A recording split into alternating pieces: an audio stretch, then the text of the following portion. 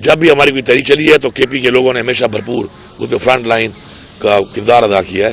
تو obviously اگر حکومت بھی یہاں پر ہے تو پھر ظاہری بات ہے یہیں سے ہی یہ کمپین جو ہے پولیٹیکل کمپین بھی یہیں سے ہی لیڈ کرنی پڑے گی اور ہم کر رہے ہیں. تو وہ میری اپنی علیحدہ ذمہ داری ہے انشاءاللہ دونوں کو نبھا رہے ہیں اور انشاءاللہ بہترین طریقے سے نبھا رہے ہیں. میں نے پہلے ایپیکس کمیٹی میں جو پہلے ہفتے میں ہماری ہوئی اس میں یہاں پر بھی اور وہاں پر بھی میں نے ایک بات کی کہ دیکھیں افغانستان ہمارا ایک پڑوسی ملک ہے اور اس ماحول کے اندر کی دنیا نے جب اون کر لیا ہے اس کو پوری دنیا نے اون کر لیا ہے ہمیں بھی کوئی مذاکرات کرنے چاہیے ان کے ساتھ کیونکہ مذاکرات کے بغیر مسئلہ حل نہیں ہوتا. اس وقت ہمارا تقریباً جو فگر ہے اس وقت کا لگ بھگ 16 سے 18,000 جو ایلیمنٹس ہیں وہ ہماری طرف ہیں اور 22 سے 24,000 ہمارے ہی جو ایلیمنٹس ہیں وہ اس طرف ہیں. تو اب اس طرح کوئی ادھر جائے پھر ادھر سے ادھر آئے تو ایسے حالات میں ان کے اوپر کوئی کارروائی کرنا مشکل ہو جاتا ہے کیونکہ ایک بارڈر کے پار ہم نہیں جا سکتے اور اگر وہ بارڈر کراس کر جاتے ہیں تو ہماری اپروچ سے نکل جاتے ہیں. تو ہمیں اس سے کوئی بات کرنی چاہیے. اس پہ یہ لوگ راضی نہیں ہو رہے تھے. پھر ظاہری بات ہے جب راضی نہیں ہوں گے تو مجبوراً مجھے یہ کہنا پڑا کہ میں ایز اے صوبہ پھر ان کے ساتھ کی بات چیت کرتا ہوں کیونکہ مسئلہ تو میرے صوبے میں آ رہا ہے لوگ تو میرے مر رہے ہیں نقصان تو میری معیشت کو ہو رہا ہے. اس کے اوپر انہوں نے اس سے کچھ بات سے کچھ اور ہی بنا لیا جیسے میں کوئی ذاتی کوئی اپنا کوئی ان کے ساتھ کوئی ایگریمنٹ کر رہا ہوں. اور اب اس بات پہ وہ آ گئے ہیں فیڈرل گورنمنٹ کہ وہ مذاکرات کے لیے انہوں نے کہا مجھے کہ ہم لوگ اب کوئی مذاکرات کرتے ہیں ان کے ساتھ کیونکہ اس کے بغیر مسئلے کا حل ہی نہیں کر رہا. تو میں نے کہا میں جو آپ کو بات پہلے کر رہا تھا تو میں اسی بنیاد پہ کر رہا تھا لیکن ابھی بھی جو سیریسنس میں دیکھ رہا ہوں وہ ان میں نہیں ہے اس طرح کی. یہ صرف کہنے سے نہیں ہوتا مسئلہ حل کہ میں کہوں کہ میں آپ سے مذاکرات کروں گا میں آپ کو مطمئن کروں گا آپ سے بیٹھوں گا. جب تک میں آپ سے بیٹھوں گا نہیں شروعات نہیں کروں گا کوئی ٹی او آر نہیں بناؤں گا کوئی عملی کام نہیں کروں گا تو خالی کہنے سے نہیں ہوتا. ابھی بھی میں اپنی بات پہ قائم ہوں کہ افغانستان کے ساتھ بغیر مذاکرات کیے ان کی گورنمنٹ کے ساتھ بیٹھے بغیر ہمارے لیے اتنی لمبی بارڈر کے اوپر جو ہماری کیپیسٹی ہے اس وقت اور جو ان کی اس وقت اسٹرینگس ہیں کہ انہوں نے سپر پاورز کو ہرایا ہوا ہے تو ان کی اسٹرینگتھ کے ساتھ اگر ہم ان کے ساتھ ہیڈ آن جائیں گے اور اس طریقے سے ہم چلیں گے اس طرح چل رہے ہیں تو اس بارڈر کے اوپر میں نہیں سمجھتا کہ ہماری کیپیسٹی ہے کہ ہم لا اینڈ آرڈر کا مسئلہ حل کر کے امن قائم کر سکتے ہیں. اور اس سے جو ہمیں معیشت کو نقصان تو میرے صوبے کو ہو رہا ہے. میرے وہ جو ٹریڈ کے جو وہ میرے روٹس ہیں جن کے اوپر میرے صوبے کے لوگوں کا کاروبار منسلک تھا وہ روٹس پہ یا تو بند ہوئے پڑے ہیں اور یا ان پہ ٹریڈ نہیں ہو رہی تو اس کا بھی نقصان میرے صوبے کی معیشت پہ آ رہا ہے.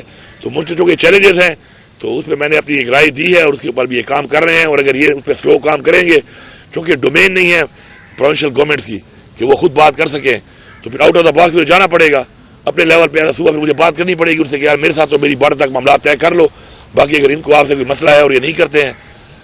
اور باقی ایک بات میں آپ کو اور ایڈ کر دوں فار ریکارڈ ہمارے لوگوں کی قربانی جو ہے نا یہ پورے پاکستان کے لوگوں کو اکنالج کرنی چاہیے.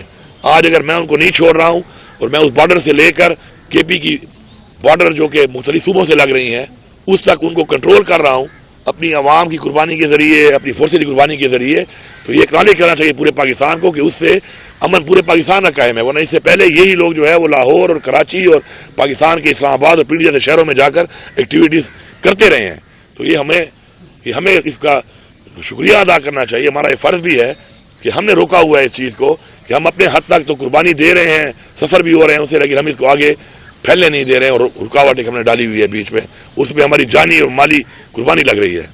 ایک مہینے میں آپ ذرا تھوڑا سا فگر دیکھ لیں تو کتنے ٹیررسٹ مین کمانڈر اور ٹیررسٹ کو وہاں پہ مارا گیا ہے. آپ ذرا دیکھ لیں ذرا ڈیٹیل دیکھ لیں اس کی.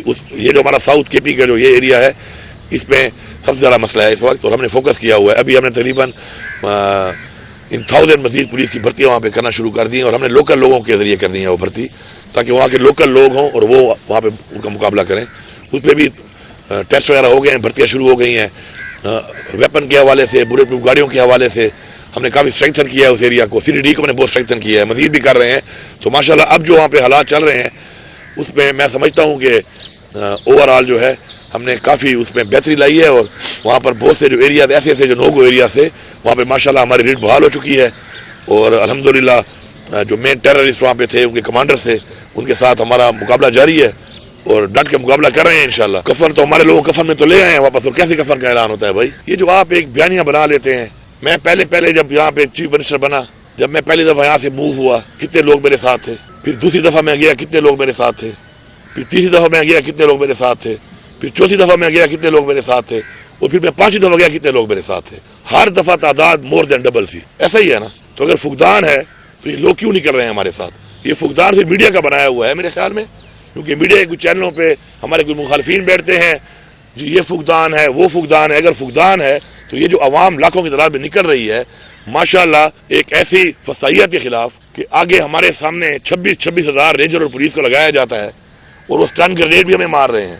आंसू गैस तो अब एक गप बन गई है हमारे लिए, आंसू गैस तो हमारे लिए परफ्यूम बन गया है, होता है ना परफ्यूम बॉडी स्प्रे, हमें लगता है कि शायद वो है। अब हमें जान से भी मारा जा रहा है। आप कह रहे कफन का कहा था, हम अपने लोगों को कफन में लपेट के लाए हैं। हमारे इस वक्त मजीद लोग भी जो हमारे मिसिंग हैं उस पर हमारी शदीद तहफ़्फ़ुज़ात हैं कि उनमें अल्लाह ना करे, लेकिन हमारे मजीद लोग हमें दिए नहीं जा रहे, उनकी मैयत हमें नहीं दी जा रही। अब तक 12 लोग हमारे कन्फर्म हैं। इस वक्त हमारे 68+ लोग बुलेट इंजर्ड कन्फर्म है। ये तो वो लोग हैं जो अस्पतालों में हम लेके आए और हमने इलाज किया उनका। इसके अलावा कुछ और लोग भी हैं कि जो शायद खौफ के मारे या किसी वजह से अपने आप को शो भी ना कर रहे हों। तो बात यह है कि क्या रियासत का ये काम है कि वो निहत्ते लोगों पे गोलियां बरसाएगी? क्या रियासत का ये काम है कि वो लोगों को शहीद करेगी? क्या रियासत का ये काम है कि वो एक पार्टी को प्रोटेस्ट भी नहीं करने देगी और जब वो वहां पे जाएंगे तो उसके बाद उनको गोलियां मारेंगे?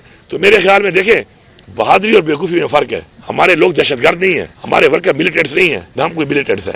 सामने गोली के खड़े होकर गोलियां खाना और फिर लोगों की लाशें उठाना, ये मेरे ख्याल में इस्लाम में भी हमें नहीं कहा गया।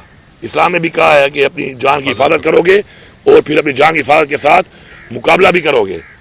अगर ये बात नहीं आ रहे और ये इस काम पे लगे हुए हैं और ये समझते हैं कि इस तरीके से हमें रोक लेंगे, तो हमने साबित किया है कि कफन हम बांध चुके हैं और कफनों में लिपट के हम आ चुके हैं। अब अगर ये समझते हैं कि यही रवैया रहेगा और ये इसको इस तरीके से हमें दबा लेंगे, तो ये इनकी भूल है, ये इनकी भूल है। हमने इनको फिर वार्न किया हुआ है।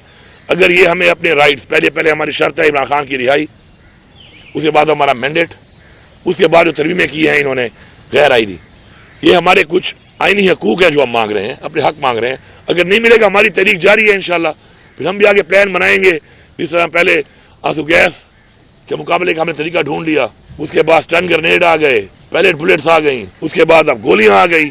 तो हर चीज का इंशाल्लाह एक हम रास्ता निकाल रहे हैं और हमें फख्र है इस बात पे, फख्र मोर देन 100। तो मेरे सामने फिर जो मेरा एक काफिला यहाँ से था, 3 साइडों से हम निकले हैं, हमने पुलिस वाले और रेंजर्स वाले पकड़े हैं। हमने उनको बाहिफाजत सिर्फ छोड़ा नहीं है, बाहिफाजत पहुंचाया है, वीडियोस मौजूद है। ये हमारा ज़र्फ है। उस तरफ से हमारे पे गोलियां बरसाई जा रही हैं और गोलियां बरसाने के बाद हमारे पे जख्मी हमें नहीं उठाने दिए जा रहे। हम जख्मी उठाने जाएं, हमारे पे और गोलियां बरसाई जाएं। हम कह रहे हैं हमारे मिसिंग पर्सन हैं, बता दो, थाने में है, जेल में है, हवालात में है, वहां तो मिल नहीं रहे हमें, तो कहाँ पे है हमें नहीं बताया जा रहा। तो बात यह है कि मेरे ख्याल में पाकिस्तान की तारीख में किसी पार्टी ने जमहूरियत के लिए, अपनी हकीकी आज़ादी के लिए इतनी कुर्बानी नहीं दी जितनी हमने दी। और आखिरी बात ऐड कर लो, ये अब की बात नहीं है, ऑन रिकॉर्ड है। 1977 में जुल्फ़िकार भुट्टो ने अनारकली से शुरू किया लोगों का कत्लेआम और पूरे पाकिस्तान में कुर्सी के लिए कत्लेआम करवाया। उसके बाद अगर पाकिस्तान टूटा है, उसकी सिर्फ एक वजह है और वो वजह यह है कि इनको समझ आ गई कि हम वज़ीर-ए-आज़म नहीं बन सकते। इन्होंने मुल्क तोड़ दिया कुर्सी के लिए। उसके बाद मॉडल टाउन में नून लीग ने क्या किया है आपके सामने है, लोगों पे गोलियां बरसाई, जत्ते लोगों पे। उसके बाद आज फिर दोबारा ये दोनों मिलकर ये काम कर रहे हैं। लेकिन एक बात याद रखें, हर चीज का एक अंजाम होता है। हमने बहुत तारीखें पढ़ी हैं, उस तारीखों में अंजाम एक होता है और इंशाल्लाह इनका वो अंजाम होना है कि वो भी तारीख ऐसा बनेगा और दोबारा कोई भी इस तरह करने की इंशाल्लाह जरूरत नहीं करेगा।